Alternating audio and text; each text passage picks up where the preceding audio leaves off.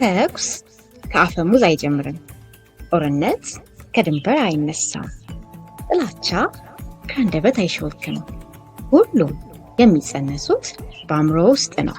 ሁላችንም በአንገታችን ተሸክመነው የምንሄደው ይህ ክብ ጭንቅላት በጥላቻ ያበደ ኒውክለር ቦምብ ሊሆን ይችላል። የሰላም ቅል ሊሆንም ይችላል።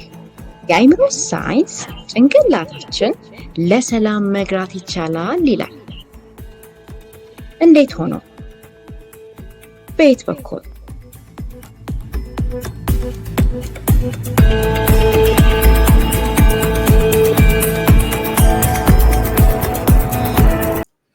ክቡራን ተመልካቾቻችን የዩኔስኮን የመልካም አስተዳደር 8 መርሆችን መነሻ በማድረግ ወንድሙ ነጋሽ በተከታታይ የሚያቀርብልንን ፕሮግራም ባለፈው ሳምንት የህግ የበላይነት በኢትዮጵያ በሚል ማቅረቡ ይታወሳል።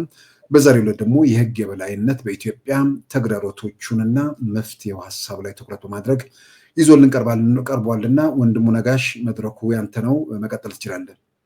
አመሰግናለሁ ሲሳይ። ያው እንዳልከው እንግዲህ እየተወያየን ያለ ነው ባለፈው ጥቂት ሳምንታት የመልካም አስተዳደር 8ቱን የመልካም አስተዳደር የዩኔስኮ መርሆችን ነው። የመጀመሪያውን አይተናል ባለፉት ጥቂት ሳምንታት።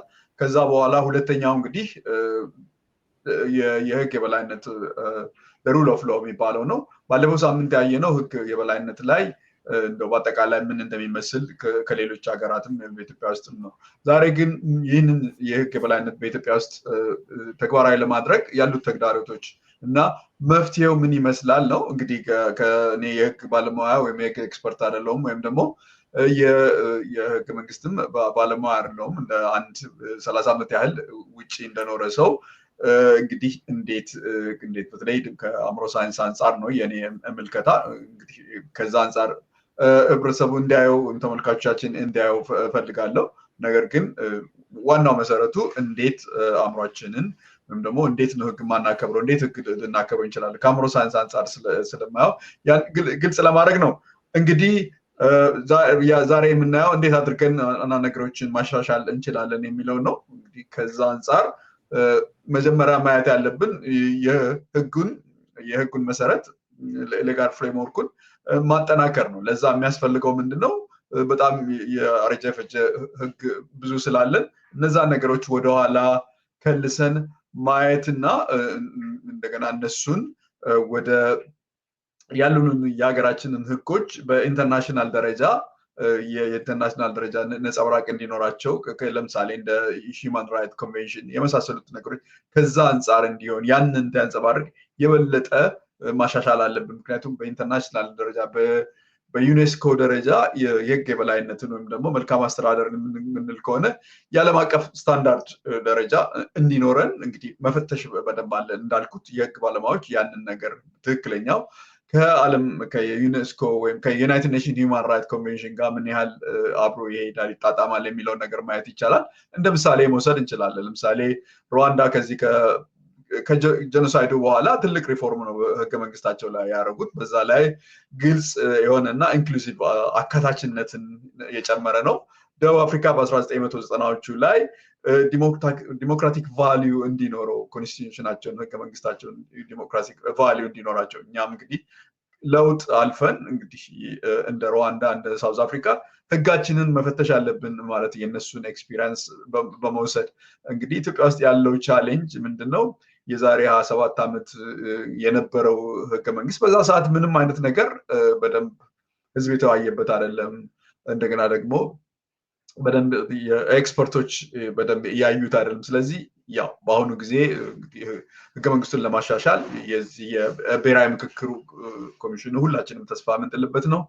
ያን ለማሻሻል እንግዲህ ውሳኔ ላይ እንደምንደርስ ተስፋ አደርጋለሁ። በዛ ላይ በደንብ ህብረተሰቡ ተወያይቶ እንደገና ደግሞ ኤክስፐርቶች ያንን ድራፍት አድርገው የተሻለ ነገር የበለጠ የህግ የበላይነት እንዲኖር በኢንተርናሽናል ደረጃ ህጋችን ወይም ደግሞ የዩኔስኮን የህግ የበላይነት የሚለውን ነገር ማሟላት እንችላለን ብዬ ገምታለሁ። እንግዲህ እነዚህ የምናወጣቸው ህጎች በሁሉም አይነት ቋንቋ በአማርኛ፣ ኦሮምኛ፣ ትግርኛ በመሳሰሉት ቋንቋዎች ህዝቡ እንዲማር እንዲያውቅ ማድረግ እንችላለን። ሌላው ትልቁ ነገር እንግዲህ ከህግ ሲስተማችን ወይም ደግሞ ከህግ ተቋማት ተጽዕኖ መውጣት መቻል አለብን። በእርግጥ እየወጣን ነው። ያው እንግዲህ ድሮ ከፖለቲካም ከተለያዩ ነገሮች ይያያዛል። አሁን ሜሪት ቤዝድ ወይንም ደግሞ በሙያቸው ሰዎች ኢንዲፔንደንት ነፃ የሆነ ህግ ባለሙያዎችን የሚመርጡት መኖር መቻል አለበት። በተቻለ መጠን እንግዲህ ህግን ስናከብር የህግ የበላይነትን ስንል የፍርድ ቤት ተቋሞቻችን ነፃ መሆን መቻል አለባቸው። የራሳቸው የሆነ በጀት እንዲኖራቸው ያስፈልጋል። ለምሳሌ በዚህ በኩል ቦትስዋና በጣም ከምንም አይነት የፖለቲካ እንትን ስለሆነ አፍሪካ ውስጥ ምሳሌ ከምትሆን ምንም አይነት ተጽዕኖ ወይም ደግሞ በህግ ስራው እንትን ውስጥ ማንም ሰው ጣልቃ የሚገባበት አይደለም እና ትልቅ ምሳሌ ልትሆን ትችላለች። ኢንዲያም እንደዚሁ ትልቅ ሲስተም አላቸው። ይሄ የህግ ተቋሙ ወይም ፍርድ ቤቱ ላይ ህግ ፕሮሰሱ ላይ ምንም አይነት መግባት አይችልም። እነዚህ ነገሮች ከሌላው ዓለም እንግዲህ እያየን እንትን ማለት አለብን። እኛ ጋር በጣም ፖለቲካል ኢንተርፌራንስ ነበረ።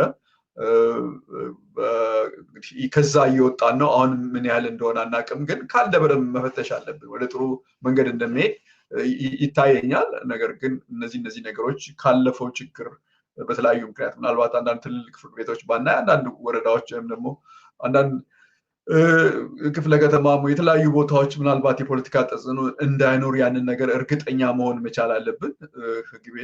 ፍርድ ቤቶች የራሳቸው የሆነ ጥሩ የሆነ ፋይናንሻሊ በደንብ እንትን ማለት መቻል አለባቸው። እንግዲህ ሌላው በደንብ ስልጠና መውሰድ አለባቸው እንደ ዩናይትድ ኔሽን ዴቨሎፕመንት ፕሮግራም። እነዛን ነገሮች ፈንድ ተደርገው በቂ ስልጠና ማድረግ መቻል አለብን። ሌላው ህግን ማስከበሩ ላይ ሪፎርም ማድረግ መቻል አለብን። ሪፎርም ለምሳሌ ፖሊሶችን በሂውማን ራይት ላይ ኮሚኒቲ ፖሊሲንግ ላይ በደንብ አድርገን ማሰልጠን መቻል አለብን።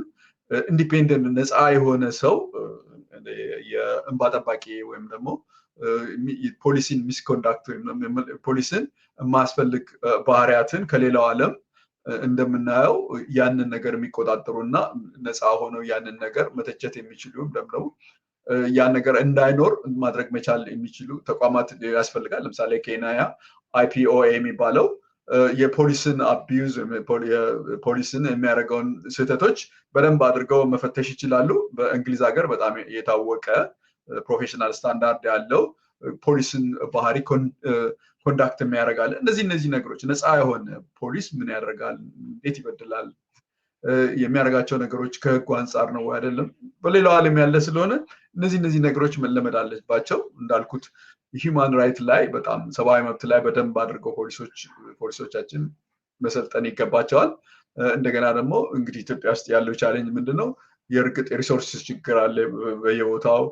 እንደገና ደግሞ የዚህ ከዘር ጋር የተያያዘ ነገር ወገንተኝነት ነገር ስላለ ያም በተቻለ መጠን ከእንደ ኢዩ እና ኢንተርፖል ከመሳሰሉት እንትኖች ከተቋማት ጋር ወይም ሀገራት ጋር ማህበራት ጋር ትሬኒንግ በደንብ መውሰድ መቻል አለብን። ሌላው ፐብሊክ ዳሽቦርድ ፎር ኮምፕሌንት ኤንድ ትራኪንግ ነው። እንግዲህ ህብረተሰቡ ያለውን ቅሬታ መግለጽ የሚችልበትን በደንብ ግልጽ የሆነ ነገር መፍጠር መቻል አለብን። ሌላው እንግዲህ በአራተኛ ደረጃ ፕሮሞት ትራንስፓረንሲ አንቲ ኮራፕሽን፣ ግልጽነትን ወደፊት እናየዋለን። ግልጽነትን እና የጸረ ሙስና የምንለው እንግዲህ ከድሮም ጀምሮ አለ፣ ከደርግም ጊዜ ጀምሮ አለ። ነገር ግን ምን ያህል ስትሮንግ ምን ያህል እንደሆነ የምናውቀው ነገር የለም። ያው ይሄን ያህል ያው ኢትዮጵያ ውስጥ በጣም ከፍተኛ የሆነ ችግር አሁን የዚህ ከሙስና ጋር የተያያዘ ነው። በጣም ብዙ ነገሮች ይሰራሉ በመንግስትም በተለያዩ በገዢውም ፓርቲ ብዙ ነገሮች ይሰራሉ። ነገር ግን አንድ ሰው መታወቂያ ለማውጣት አነስተኛ የሆነ ነገር ለማድረግ ያለው ቢሮክራሲና ያለው ጉቦ በጣም ያው ባለፈው ጥቂት ሳምንታት የተናገር ነው። እነዛን አንዱን እንትን ለማድረግ ከሌሎች ሀገሮች የምንወስደው የዚህ ማንዴት አሴት ዲክሌሬሽን ፎር ኦፊሻልስ የሚባለው እንግዲህ ባለስልጣናት ያላቸውን ሀብት ንብረታቸውን በእርግጥ ተሞክሯል ከዚህ በፊት በደንብ አድርገው ማሳወቅ መቻል አለባቸው። አሁን አዲስም ባለፈው ጊዜ የወጣው ህግ ከዛ ጋር የተያያዘ ይመስለኛል። ከየት መጣ? ምናልባት ብዙዎቹ ባለስልጣኖች ኢትዮጵያ ውስጥ የሚያደርጉት በቤተሰብ በዘመዶቻቸው ስለሆነ ያ ሰው ከየት መጣ የሚለው ያ ህግ ተግባራዊ መሆኑ ያው አንድ ስቴፕ ፎርዋርድ ነው። ብዙ ነገር ግን መስራት መቻል አለብን። ትልቁ ነገር ግን ዲጂታላይዝ ፐብሊክ ሰርቪስ ነው። በጣም ይሄ እንደ በኦንላይን የመግዛት ትልቅ ነገር ፐብሊክ ሰርቪስን ህብረተሰቡ አገልግሎት የሚያገኝባቸው በኦንላይን መሆን በጣም ትልቅ እንግዲህ ትልቅ ለውጥና ትልቅ ተስፋ የምናደርገው በኢትዮጵያ ውስጥ እሱ ነው። ለምሳሌ ጆርጂያ ትልቁን ኮራፕሽን በዲጂታል ፎርም ሪፎርም በመደረጉ ኮራፕሽን ከዛ እንትን ብሏል። ኢስቶኒያ ኢገቨርነንስ ኢንሹርስ ትራንስፓረንሲ ባለፈውም ጊዜ ኢስቶኒያን አይተናል። በጣም ትልቅ ምሳሌ ከምትሆነው አንቱ ነው ኢገቨርነንስ ነው። ብዙም ነገሮች በኦንላይን ነው የሚፈጸሙት እና ሰው ከሰው ጋር የሚያገናኝ ነገር የለም። ያው ይህ እነዚህ ነገሮች ከጉቦና የመልካም አስተዳደር በደልን ማጥፋት ይቻላል። እንግዲህ ከዛ የኢትዮጵያ ቻሌንጅ ትልቁ ምንድነው? ያው ሬዚስታንስ አለ። አሁን ድሮ ጀምሮ እንዳየነው ባለስልጣናት እነዚህ ነገሮች እንዳይተገበር ብዙ እንትን ይላሉ። ሌላው በጣም ለው ዲጂታል አክሰስ ነው ያለን። ኦንላይን ላይ ብዙ ሙከራዎች አሉ። በተለይ አዲስ አበባ ውስጥ ብዙ ነገሮች እየተሞከሩ ነው። ነገር ግን ያን የበለጠ ማስፋት መቻል አለብን። ከሰው ግንኙነት መውጣት መቻል አለብን። ጉቦን የመሳሰሉትን ሰው ማግላላት የመሳሰሉትን በዘመድ በምናምን የመሳሰሉትን ለማለት ሞር ወደ ቴክኖሎጂ ላይ ማድረግ አለበት። በእርግጥ ያ ታጥቶ አይደለም፣ መንግስትም በዛ ነገር ላይ ሁልጊዜ ይሰራል። ምን ያደርጋል ግን እንደ ህብረተሰብ እኛ ያ ነገር እንዲፋጠን እንደዛ ያን ነገር ወደዛ እንድንሄድ የእኛንም የበኩላችን ምክንያቱም አንድ ሲስተም ኖሮ እኛ እንደ ህብረተሰብ ተጠቃሚዎች ለዛ ነገር ራሳችንን ካላዘጋጀን በጣም አስቸጋሪ ነው። ስለዚህ ከቴክኖሎጂ ጋር ራሳችን ማዘጋጀት አለበት። ቴክኖሎጂም በተቻለ መጠን ማንም ሰው አንድ በጣም ዝቅተኛ የሆነ ሰው ሊጠቀምበት በሚችለው መንገድ መሆን አለበት። ያለውን ይሄ ጸረ ሙስና ኮሚሽንን በደንብ ማጠናከር የመሳሰሉትን ነገር እነዚህ ነገሮች ናቸው እንግዲህ የህግ የበላይነትን በአንድ ሀገር ውስጥ ሊሉ የሚችሉት። በእኛ ሀገር ውስጥ ያሉት ችግሮች እነዚህ ስለሆኑ እነዚህ ተግዳሮቶች የህግ የበላይነትን ኢምፕሊመንት እንዳናረግ እንዳይተገበር ሊከለክሉ የሚችሉት እነዚህ ነገሮች ናቸው። ሞባይል ፍሬንድሊ ፕላትፎርም ፎር ሩራል ኤሪያስ በቀላሉ በገጠሩ አካባቢ በሞባይል ወይም ደግሞ በዚህ በቴክኖሎጂ በቀላሉ ሰው ሊያገኝ የሚችልበት መንገድ መፈለግ አለበት። ሌላው ሲቪል ሶሳይቲው እና ሚዲያውን በደንብ ማጠናከር መቻል አለበት። ከዚህ በፊት በዚህ በኤንጂኦ ሎው ላይ በቻሪቲ ሎው ላይ ትንሽ ሪስትሪክሽን ነበር። አሁን መነሳት አለመነሳቱን አላውቅም። የበለጠ ሲቪል ሶሳይቲ እንደዚህ አይነት ነገሮችን ሊያጋልጥ የሚችልበትን መንገድ መብቶች መፍቀድ አለበት። ትልቁ ነገር እነዚህ ዊስል ብሎወር በአማርኛ ምን እንደሆነ አላውቅም በደንብ ጥቆማ የሚሰጡት እንትኖችን እና ኢንቨስቲጌቲቭ ጆርናሊስቶችን በደንብ አድርጎ ፕሮቴክት ማድረግ ያስፈልጋል። ሰዎች ችግርን፣ ሙስናን፣ ሌብነትን፣ የተለያዩ መጥፎ ነገሮችን ሲያጋልጡ እነዛ ሰዎች ማንነታቸው፣ መብታቸው በደንብ እንትን መጠበቅ መቻል አለበት። እንደገና ደግሞ በዚህ በምርመራ ጋዜጠኝነት ያሉት ሰዎች እንደዚሁ በደንብ እንትን መጠበቅ አለባቸው እና እነዚህ ነገሮች በደንብ ሊረዱን ይችላል። ለምሳሌ ኢንዲያ ራይት ቱ ኢንፎርም ሎ የሚባል አለ። ማንም ሰው መብቱ ነው ያንን ነገር መረጃ የመስጠት እና እነዚህ በሲቪል ሶሳይቲ ኦርጋናይዜሽን በደንብ ነገሮችን የማጋለጥ ጥሩ ልምድ አለ። ኖርዌይ እንደዚሁ ፍሪ ፕሬስ ነፃው እንትን ያሉትን ተቋማት ትረስት ወይም ደግሞ ታማኝነታቸውን ማለት ይችላል። እንግዲህ ኢትዮጵያ ውስጥ ያለው ቻሌንጅ ኦፍ ፈንዲንግ ነው። በዚህ በሲቪል ሶሳይቲ ያለው በጀት በጣም አነስተኛ ስለሆነ እንደ ልብ መንቀሳቀስ አይችሉም። ሌላው ትልቁ ችግር እንግዲህ ከዘርም ከክልልም የመሳሰለ ነገር ነው ያለው። ሲቪል ሶሳይቲ ከዛ ነፃ አይደሉም እና ከዛ ነገር ነፃ አውጥተው በደንብ የህዝቡን ችግር መፍትሄ እንዲፈልጉ በደንብ በአግባቡ ለህዝብ ተቆርቋሪ እንዲሆኑ መሞከር መቻል አለብን እና ለጋዜጠኞች በትክክለኛ በኢንቨስቲጌሽን ወይም ደግሞ በምርመራ ላሉ ጋዜጠኞች ትክክለኛ የሆነ በተለይም ደግሞ ያንን በደል ወይም ወንጀል ከሚያደርጉት ባለስልጣኖች አሁን ከመንግስት አይደለም እንደዚህ አይነት እንትኖች ያላቸው ግለሰቦች ያንን ነገር የሚያደርጉ ሰዎች እነዛን ሰዎች ሊያጠቁ እነዛን ሰዎች ሳይለንስ ሊያደርጉ ብዙ ነገር ይሞከራል በግል እና እነዚህ ነገሮች የመንግስት ፕሮቴክሽን በደንብ እንዲኖር ማድረግ መቻል አለብን።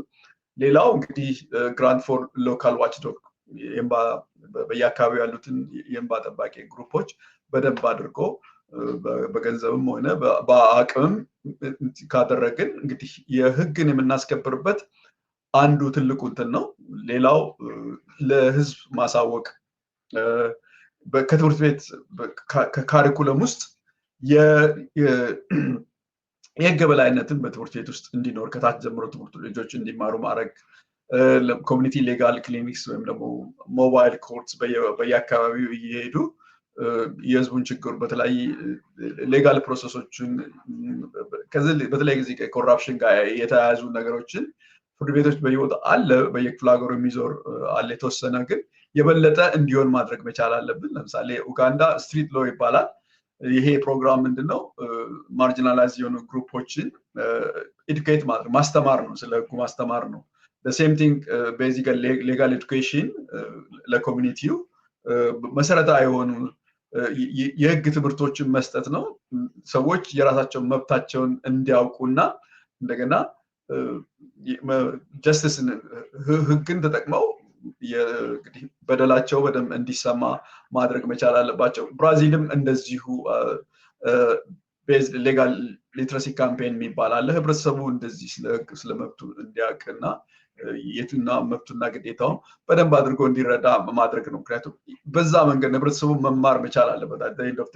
ፖሊስ እና ፍርድ ቤት ብቻ አይደለም፣ የህብረተሰቡ አእምሮ ላይ ነው ያለው። እዚህ ሰዎች ጭንቅላት ላይ መስራት መቻል አለብን። እንግዲህ የኔም ፕሮግራም ብዙ ጊዜ እንትን የሚለው የተለያዩ ነገሮችን በምነካበት ጊዜ የሰዎችን ማስተማር፣ የሰዎች አእምሮ ካሳወቅን የተሻለ ነገር አለ። ይሄ እያንዳንዳችን ተሸክመን የምንዞረው ጭንቅላታችን የፕላስቲክ ባህሪ ነው ያለው፣ መማር መለወጥ ይችላል እና ያንን ነገር መረዳት መቻል አለብን።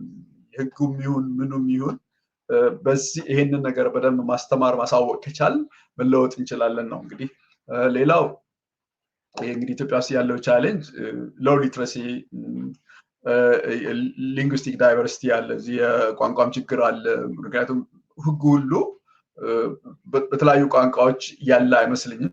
እነዚህ ነገሮች መፈተሽ አለብን። እንደገና ስራዬ ተብሎ በትምህርት ቤትም ሆነ በተለያየ ቦታ ሰው ህጉ መብቱና ግዴታ የቱ እንደሆነ ምናልባት ችግር ሲያጋጥመው ፍርድ ቤት ካልሆነ በስተቀረ ህብረተሰቡ ህጉን ሊያውቅበት የሚችል ድሮ የተለያዩ የቴሌቪዥን ፕሮግራሞች ነበሩ። አሁን ይኑሩ አይኑሩ አላውቅም። ቢኖርም እንኳን በቂ አይደለም። ስለዚህ ህብረተሰቡ የሚማርበትን መንገድ መፈለግ አለበት፣ በተለያዩ በሬዲዮ በተለያዩ ቋንቋዎች። እንደገና እንደዚሁም የሃይማኖት መሪዎችን አዝ አድቮኬት ህግን ማስተማር፣ ሰው ህጉን እንዲያከብር፣ መብቱን እንዲያውቅ፣ ግዴታውን እንዲያውቅ፣ እነዚህ ነገሮች መኖር መቻል አለብን።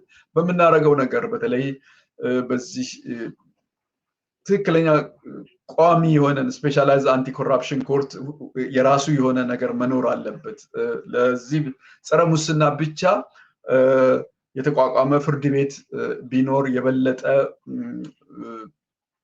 በደንብ አድርጎ ያንን ደግሞ ፐብሊሽ ዳታ በየአመቱ ዳታው ምን ያህል ሰው በእንደዚህ አይነት ነገር በተለይ ባለስልጣናት ትልልቅ ባለስልጣናት እንዴት በዚህ ከሙስና ጋር በተያያዘ እንዳልኩት መጀመሪያ የራሱ የሆነ ፍርድ ቤት የሙስና ፍርድ ቤት በየቦታው ቢኖር ለሙስና ብቻ እንትን ያለ እንደገና ደግሞ ዳታው በየጊዜው ምን ያህል ሰው በዛ አይነት ነገር በምን አይነት ወንጀል በምንም ደረጃ ሰዎች ምን ያህል እንደተቀጡ ያ ትምህርት ሊሆን ይችላል እና ይሄ እንግዲህ ሲንጋፖር ውስጥ ዜሮ ቶለራንስ ኢቨን ለትልልቅ ባለስልጣናት ፊንላንድም ውስጥ እንደዚሁ እንደዛ አይነት ነገር ከታየ ቅጣት ስለሚደረግ ህብረተሰቡ ከእንደዛ አይነት ነገር እንትን ይላልና በደንብ መታየት መቻል አለበት። እንግዲህ ያው የኢትዮጵያ ቻሌንጅ ትልቁ ምንድነው ስሎ ኬዝ ሪዞሉሽን ነው። ፍርድ ቤት ምናልባት የተለያየ አመታት ብዙ ሊቆይ ይችላል። ያ ሰዎችን የበለጠ ያን ነገር እንዲያደርጉት ያደርጋል። ምናልባት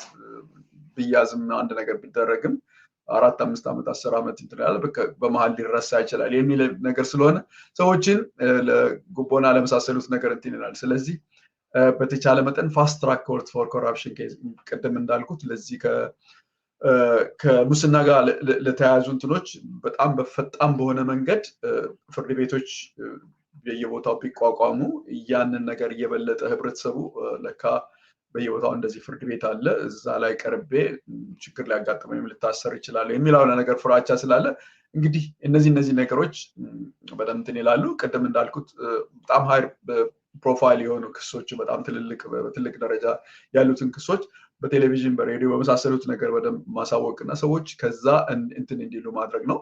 ሌላው እንግዲህ ትሩዝ ኮሚሽን ፎር ሂስቶሪካል ኢንጀስቲስ ያው በየቦታው በደል አለ። አሁን እንግዲህ ከዚህ ከእንትኑ ጋር የተያያዘ የሽግግር ፍትህ የሚባል ነገር አለ። እነሱን ነገሮች እንትን ማለት አለብን። እንግዲህ በተቻለ መጠን የኤትኒክ ሊደርስ ወይም ደግሞ የአካባቢ የጎሳ መሪዎች ያሉበት አሁን የምናደርገውን በደንብ ከዚህ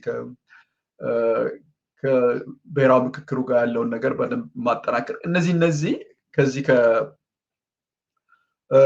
ህግን ከማስከበር ጋር የተያዙ ነው። በእርግጥም አሁን የምናደርገው ነገር ሁሉ የኢንተርናሽናል እንትንን አይተን ነው በሀገራችን እና እነሱ የበለጠ ነገር ምን ያህል ከሌላው ዓለም ጋር የተያዙ መሆናቸውን በዚህ አጋጣሚ ለመግለጽ ነው። እንግዲህ ትሩዝ እና ሪኮንሲሌሽን ኮሚሽን ደቡብ አፍሪካ ውስጥ ከዚህ ከአፓርታይድ በኋላ ምን ያህል ያለውን የአፓርታይድ ዲቪዥን በተቻለ መጠን ከዛ ሰው እንዲወጣ ለማድረግ ብዙ ሞክሯል።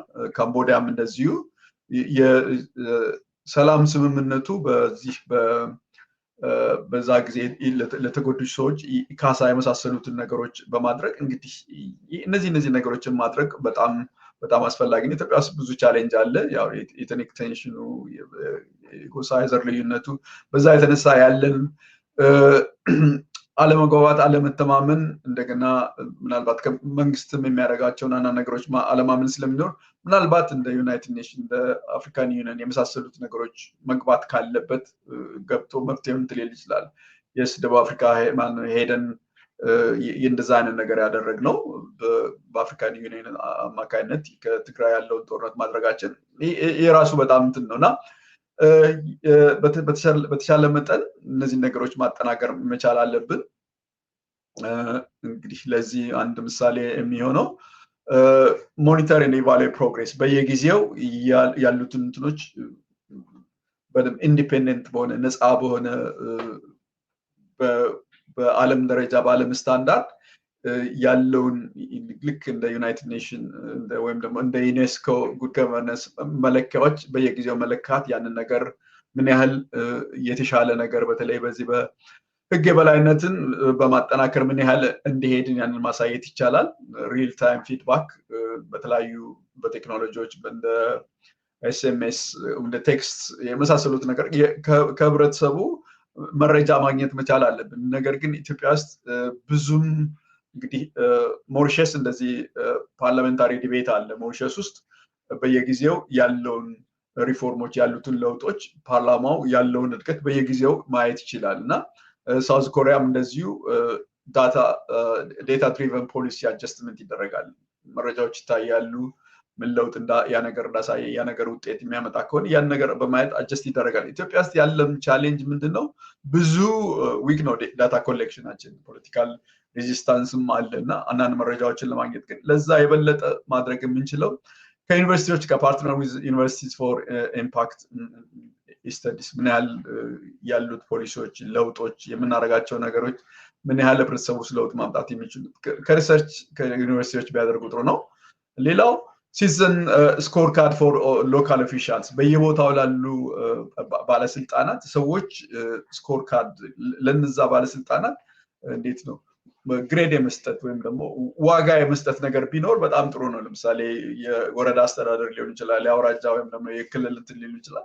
ለነዛ ከፍተኛ ባለስልጣናት ሰው በራሱ ከ9 ወይም ከ10 ወይም ደግሞ ከ100 ይሄን ያህል ሰጥቻለሁ የዛ አይነት ነገር ቢኖር የበለጠ አንደኛ ህብረተሰቡን ያሳትፋል፣ ሁለተኛ ደግሞ ባለስልጣኖችም ዝቅተኛው ከከፍተኛው ራሱን እያወዳደረ አንዳንድ አጀስት ሊያደርግ ይችላል። እንግዲህ ለማጠቃለል በዚህ ላይ የምናጠቃልለው የህግ የበላይነት ሲስተማቲክ የሆነ ቼንጅ ያስፈልጋል። ህጋዊ ወይም ደግሞ የተቋማት እና የባህል ለውጥ እነዚህ ነገሮች ሁሉ ያስፈልጋሉ። እንግዲህ ኢትዮጵያ የመጀመሪያ ቅድሚያ መስጠት ያለብን ህግ ወይም ደግሞ የህግ ተቋማት ነፃ እንዲሆኑ ከዚህ ከሙስና ነፃ እንዲሆኑ እንደገና የበለጠ ሁሉንም አካታችና ፍትህ በየቦታው እንዲኖር ማድረግ አለብን። ሌላው ስቴክሆልደርስ የምንላቸው የነሱ ሚና ባለድርሻ አካላት ሚና መንግስት ሪፎርሞችን ለውጦችን ማሳየት አለበት። እንደገና ፈንድ ወይም ደግሞ ገንዘብ ለተለያዩ ተቋማት አስፈላጊውን ማድረግ አለበት። በእርግጥ ዳህነን ጀነራል ፐብሊክ ወይም ደግሞ እኛ ህብረተሰቡ ዲማንድ ማድረግ ያለብን ግልጽነት በተለያዩ በሚዲያዎችም ሆነ በሲቪል ሶሳይቲ ያን ነገር ማድረግ መቻል አለብን። እንግዲህ ኢንተርናሽናል ፓርትነር ደግሞ ቴክኒካል የሆነ ፋይናንሻል ሰፖርት የሚያደርጉበትን መንገድ መፈለግ መቻል አለብን። እነዚህ ነገሮች ናቸው። እንግዲህ በመጨረሻ the rule of law is a foundation of dignity, stability and opportunity። ያው የህግ የበላይነት ማለት ለአንድ ለስቴብል የሆነ ነገር አስተማማኝ የሆነ ነገር ለመልካም ለሁሉም ነገር መሰረት ነው። ያንን ከዛ አንፃር ማየት መቻል አለብን። እንግዲህ ከአእምሮ ሳይንስ አንፃር የሚቀረውን ፓርቲ የምናየው ከዛ አንፃር ነው። እንግዲህ ከዚህ በፊት ሁልጊዜ ለማሳየት በየጊዜው እንደሞከርኩኝ ሲሳይ ይሄንን ለምሳሌ እንደዚህ በአንድ እጄ ግንባሬን ቢይዝ በአንድ እጄ ደግሞ እዚህ ጋር በኋላ ይሄ የሚያሰላስለው የአንጎል ክፍሌ ነው። ማለትም ይሄ እንድናስብ እንድናሰላስል ጨረቃ ላይ እንድንወጣ ያደረገን የአንጎላችን ክፍል ነው። ከዛ ግን እዚህ አካባቢ ቴምፕል ይባላል። ያ ደግሞ ስሜታዊ አንጎላችን ክፍል አላርም ሲስተማችን ነው። ብዙ ጊዜ ህግን የምንጠሰው ይሄ የሚያሰላስለው የአንጎል ክፍላችን ይሄ ስሜታዊ አንጎላችን ሃይጃክ ስለሚያደርገው ነው። እና በቀላሉ እንግዲህ ችግራችን ውስጥ ሀገራችን ውስጥ ያለው ይህን ስሜታዊ አንጎላችን መቆጣጠር ስላቃተን ነው በየቦታው ጠመንጃ እያነሳን ለችግሮቻችን ሁሉ ኃይልና አለመግባባት ያለው እና ስለዚህ እንደ ሀገር ከታች ከልጆች ጀምሮ ይሄንን የሚያሰላች ስለሆነ የአንጎላችንን ክፍል በደንብ አድርገን ከስሜት እንድንወጣ መጣር መቻል አለብን። እንግዲህ ይሄ ስሜታዊ አንጎላችን ቺምፕ ወይም ሊምቢክ የምንለው እዚህ ሁለት ጆሮአችን መካከል ወይም እዚህ አካባቢ ያለው የአንጎላችን ክፍል በጣም ለሰርቫይቫል ነው ከድሮ ጀምሮ የተሰራው። እኛ ገና ይሄ የፊት ለፊት አንጎላችን ክፍል ሳያድግ በፊት እንዴት አድርገን ራሳችንን ከእንስሳት ወይም ደግሞ ሌላ ሰው ከሚያጠቃን ጥቃት ራሳችንን ለማድረግ እንደዛ ዲዛይን አድርጎ ነው የተሰራው። ነገር ግን ዛሬም ቢሆን ያ ልክ እንደ ድሮ አድርጎ ምንም አይነት ለውጥ ስለሌለው እንደ ድሮ አድርጎ ስለሚያስብ የበላይ ሆኖ ይሄንን የሚያሰላስል የአንጎላችን ክፍል ሁልጊዜም ቢሆን የበላይ ሆኖ የስሜት ተገዢ ሆነናል። በአጠቃላይ የሰው ልጅ በአጠቃላይ የዛ አይነት ችግር ነው። ዩሮፕም ቢሆን ስሜት ነው የበለጠ የሚቀድመው። ነገር ግን እንደኛ ያለ ሀገር ደግሞ የበለጠ ብዙ ነገር ስላልተማር ያ ችግር ፈጥሮብናል። እና ለምሳሌ ጉቦ መስጠትን ከቅጣት ከመሳሰሉት ነገር በቃ ወዲያው ችግር ፍርድ ቤት ሄጄ ያን ነገር ከምከራከር ወይም ደግሞ ሌላ ጣጣ ወይም መንጃ ፈቃዴን ከምነጠቅ ለምን ጉቦ ከፍያ አልሄድም ይላል። ያ ስሜታዊ አንጎላችን ለዛ ነው እንትን የሚለው። ግን ይሄኛው የሚያሰላስለው ከሆነ በመጀመሪያ ደረጃ ራሴ የፍጥነቱንም የማያስፈልግ ትራፊክ ህግንም የመጣስ ይሄ የሚያሰላስል የአንጎል ክፍሌ ከሰራ ማመዛዘን ችሎ ያንን ነገር ስሜታዊ አንጎሌን በደንብ አድርጎ ተቆጣጥሮ ችግር ውስጥ እንዳልገባ ይጠብቀኛል። ነገር ግን ይሄ ስሜታዊ አንጎሌ አንድ ችግር ውስጥ ከገባ በኋላ በተቻለ መጠን ከዛ ነገር ውስጥ ለመውጣት ከዚህ ችግር ውስጥ ለመውጣት በቃ በጉቦም ወይም በአንድ ነገር ማድረግ አለብኝ ማየት አለብን። እዚህ ጋር ለምሳሌ ትራፊክ ፖሊስ ሲል ያ ፍርሃትን እንትን ይላል። ከዛ ነገር ውስጥ ለመውጣት ይሄ ስሜታዊ አንጎላችን በምንለው እዚህ ጋር በደንብ ለማሳየት ሞክራለሁ። እዚህ አካባቢ ያለው ስሜታዊ አንጎላችን ይሄ ፊት ለፊቱ የሚሆነው ግን ይሄ የሚያሰላስለው አንጎላችን ብዙ ጊዜ ይሄ ስሜታዊ አላርም ሲስተማችን ብዙ ጊዜ 5 ጊዜ ያህል የሰው ልጅ 5 ጊዜ ያህል ከዚህ የሚያሰላስለው አንጎላችን ክፍል ኃይለኛ ነው። በእርግጥ የራሱ የሆነ ነገር አለው። ምክንያቱም ከአደጋ ለመጠበቅ ራሳችንን ነገር ግን አደጋ ሳይሆን በኖርማል ህይወታችን ችግር ውስጥ ስለሚኖር እንደ ሀገር እንደ ህብረተሰብ እንደ ግለሰብም ቢሆን ያንን ከስሜታችን ለመውጣት ወይም ደግሞ ስሜታችንን ማኔጅ ማድረግ መቻል አለብን ማለት ነው። ለምሳሌ አንድ ሰው ይሄ ራሽናል ብሎ የሚያሰላስል የአንጎሉ ክፍል በደንብ እንትን ካለው የበለጠ ያስባል። በትራፊክም ላይ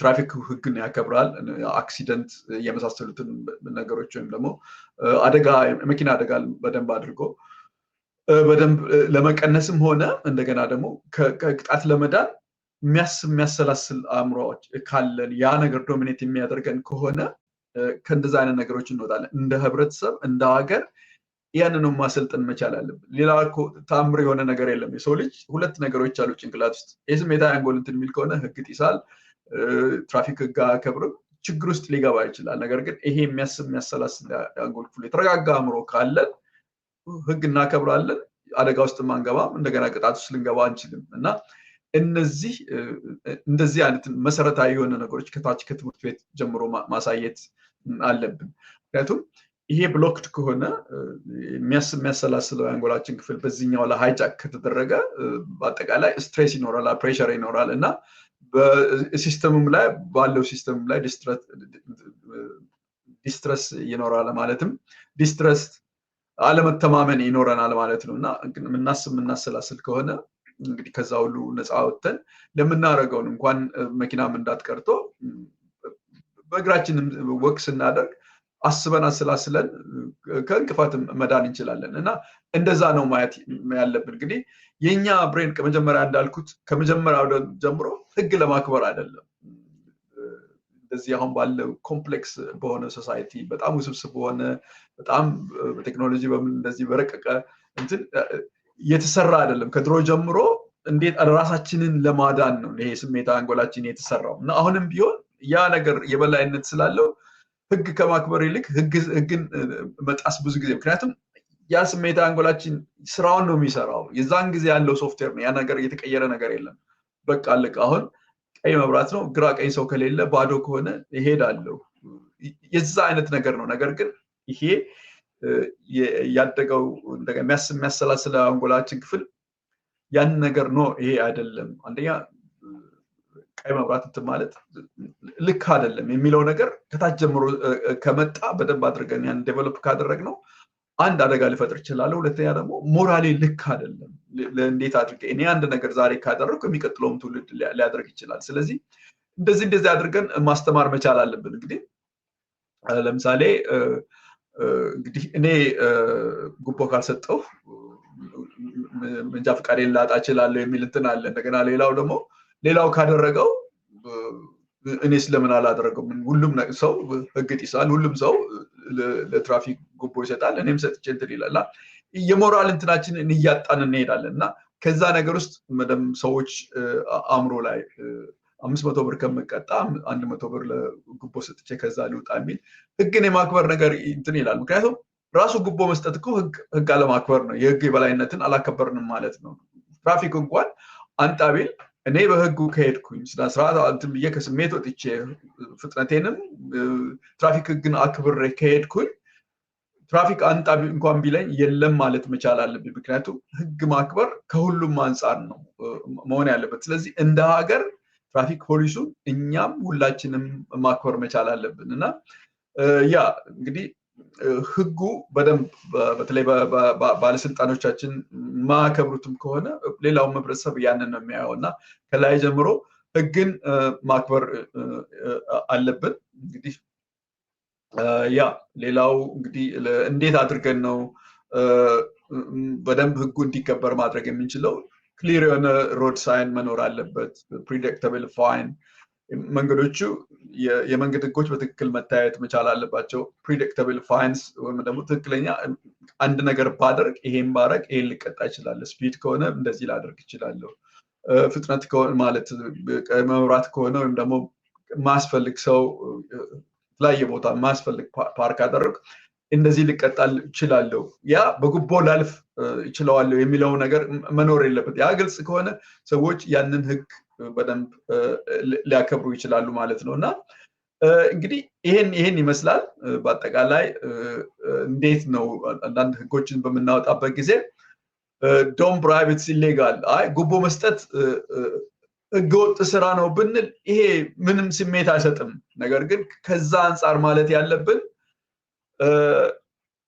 ጉቦ መስጠት ቤተሰብን የሚጎዳል የወደፊት ፊውቸርንም እንደ ህብረተሰብም መጥፎ ነገር ሊሆን ይችላል መጥፎ ባህል ሊሆን ይችላል ያን እንደዛ ብንል የበለጠ አእምሯችን ከዛ ይልጥ ዝም ብሎ ጉቦ መስጠት ህጋዊ አይደለም ህግን መጣስ ነው ከማለት ይልቅ ጉቦ መስጠት እንዴት ነው ፋሚሊንም ህብረተሰብንም ይጎዳል የወደፊት ፊውቸራችንም ይጎዳል መጥፎ ባህል ነው መጥፎ ነገር ለህብረተሰቡ እናስተላልፋለን የሚለው ነገር ክብደት ይኖራል እንደዛ አይነት ነገሮችን ማስታወቂያም ስናወጣ ምንም ሰዎች ስንል የዛ አይነት ነገር መኖር መቻል አለበትና ብዙ ጊዜ ማያት ያለብን ሌሎችም ሰዎች ህግ ስለሚያከብሩ እናንተ እኔስ ለምን አላከብርም የሚለውን ነገር ሌሎች ሰዎች ህግ ያከብራሉ ምናለ አንተስ ብታከብረው አንቺስ ብታከብረው እኔስ ባከብረው የሚለው ነገር ይሄ ስሜት አንጎላችንን ትንሽ ይገዙታል ከላይኛው ከመጀመሪያ የበለጠ ህግ ማክበር ማለት ህግ ጉቦ መስጠት ህግን መጣስ ነው ከሚለው የበለጠ ለአእምሮ ፍሬንድሊ የሚሆነው ይሄኛው ነው እንግዲህ ስናስተምር እነዚህ ነገሮች በደንብ ማየት መቻል አለብን እንግዲህ ይሄን ይመስላል ሲሳይ ፖሊስን በደንብ አድርገን ትሬን ማድረግ መቻል አለብን በተለይ ከዚህ ከአእምሮ ሳይንስ ጋር በቀላሉ እንደዚህ የሚያስባለ እንደዚህ አላርም ሲስተም አለ ጭንቅላታችን ስሜታዊ አንጎላችን አለ ፖሊሱም ቢሆን ሌላውን ህብረተሰብ በደንብ ትራፊክ ፖሊሱም ሊያስተምር ራሱ ተምሮ ሊያስተምር እና ሰዎች ከእንደዛ አይነት ነገር ውስጥ ዝም ብሎ መቅጣት ወይ መቆጣት ወይ እንዲያደርጋል ሳይሆን በትምህርት መልኩ መሆን አለበት እንዲህ ብታረግ አንተ ዛሬ ህግ ብታከብር ሀገራችን እንደዚህ ነው ይሄን ያህል ሰው በየቀኑ ይሞታል ይሄን ያህል አደጋ ይደርሳል እና እንደዛ አይነት አስተማሪ መሆን መቻል አለብን እና በዛ አይነት መንገድ ብናረግ በጣም ጥሩ ነው እላለሁ እንግዲህ ለዛሬ ይሄን ያህል ይበቃናል ሲሳይ አመሰግናለሁ ወንድሙ እንግዲህ ያው የመልካም አስተዳደር ወይም የህግ የበላይነት በኢትዮጵያ ተግዳሮቶቹና መፍትሄዎቹን በሚል በዋናነት የዩኔስኮን 8 የመልካም አስተዳደር መርሆች መሰረት በማድረግ ነው እንግዲህ በተከታታይ ያቀርብክ ያለው ምናልባት እንግዲህ ሰፋ ያሉ ጉዳዮች ናቸው የተነሱት ተግዳሮቶቹ በግልጽ የሚታወቁ ናቸው የዕለት ተዕለት ህይወታችን ውስጥ ያሉ ናቸው መፍትሄውን በተመለከተ ደግሞ ያው በተለያየ መንገድ በግምትም በምንም የሚነሱ ነገሮች ያሉ ግን ሳይንሳዊ በሆነ መንገድ የሌሎች ሀገሮች ተሞክሮንም መሰረት አድርገን ነው እንግዲህ ማብራሪያ የሰጠው የሆነ ወቅት ላይ ሰዎች ላይውት ይችላሉ እንደገናም ደግሞ ያላሱ ሰዎችም እያዩ በመፍትሄውን ለማምጣት የራሳቸውን አስተዋጽኦ ማድረግ ይችላሉ ከዛ ውጪ ግን በየተቋማት በየስራ ቦታዎች ላይ በምንድነው በመልካም አስተዳደር ማለት በህግ የበላይነት ተግዳሮቶችና መፍትሄዎቹ በተለይ ከመፍትሄው አንፃር ተቋማት እንደ ተቋም ወይ ደግሞ በመዋቅር ደረጃ ወይ ደግሞ የሆነ የስራ ክፍል እንደዛ አይነት ነገር ማድረግ ይቻላል ወይ ደግሞ መፍትሄ ለማምጣት ማለት ነው ይቻላል ማድረግ ይቻላል ምክንያቱም እኛ እኮ አሁን ትልቁ የቸገረ ነገር የህግ የበላይነት ነው በየቦታው ከዚህ በላይ ምንም እንትን የሚለው ነገር በየመስሪያ ቤቱ በየቦታው ይሄን ነገር ማስተማር ይቻላል ሌሎች ስራዎችን ሰዎች እየሰሩ ቮለንተር አድርገን ያን ነገር ለማስተማር ያን ነገር ሰዎችን ማክበር ህጉን የሀገራችንን ህግ ማክበር ከምንሰጠው ሰርቪስ የበለጠ ህግን የማክበርን ነገር ማስተማር ለውጥ ለማምጣት በደንብ ማድረግ እንችላለን ምንም እንትን የለም በየትምህርት ቤቱ በየሰፈሩ በየመስሪያ ቤቱ እነዚህ ነገሮች ማድረግ አለብን ምክንያቱም ትልቅ ችግር እኮ ያለን እንዳልኩት ነው መንገዱ ኮሪደር ልማቱ ይሰራል ስንዴውም አለ ምኑም አለ ነገር ግን ኢትዮጵያ ውስጥ ትልቁ ነገር ሰውን እንግዲህ ከኑሮ ውድነት ቀጥሎ ሰው ያስተዳደር በደል ነው ችግር ያለው እርግጠኛ አይደለም ሲሳይ እኔም አንተም አሁን ሄደን አንድ ቦታ አንዱ ሲምፕል የሆነ ነገር እንትን ለማለት በጣም እንቸገራለን አንያ ዲጂታላይዝ የሆነ ነገር ማንም ዝም ብሎ እንደፈለገ ያንገላታል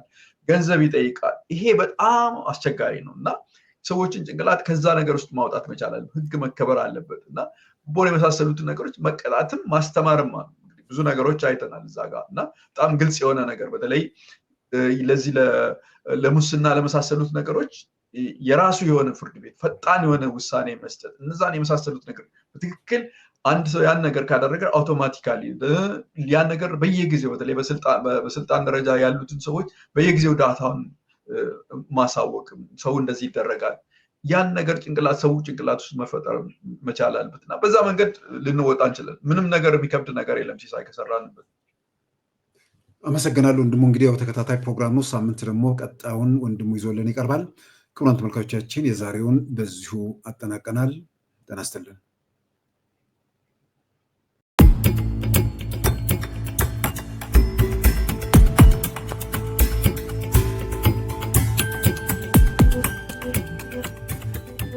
ተኩስ ከአፈሙዝ አይጀምርም።